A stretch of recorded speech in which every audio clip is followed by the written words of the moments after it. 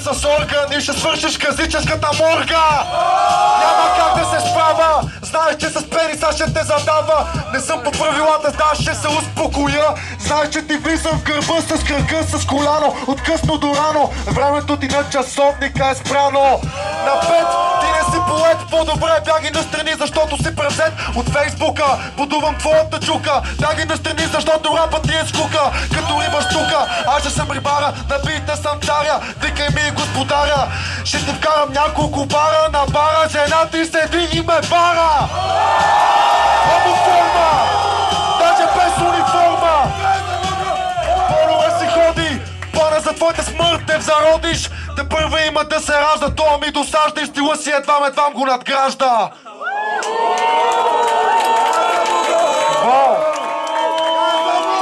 Ужасен! Слонки, ти си?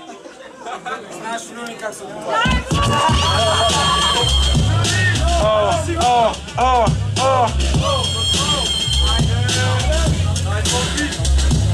Мъртвенце трайси, когато на микрофона е звонка. Заради тебе съжалявам, че на жена ми забраниха борта. Обаче сега е време да спичате. Ще ти разпилея вътрешностите от Люлин до Казичене. Защото това е много грубо. Омагьосвам те с вудо. Братленце, ти не си част от крюто. Ти си просто протеже. Ще увисиш на въже, защото ще те разоблича с РС. Все едно си шиба депутат. Все ми едно, защото на римите си пългият. Братленце, ти си все едно на опият.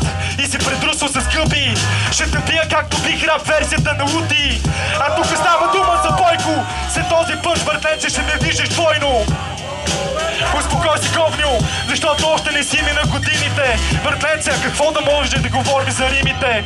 Дори не вкарва мултита. Сега ми едно, братленце, защото се тоя батъл трябва да ме вкара в лудница.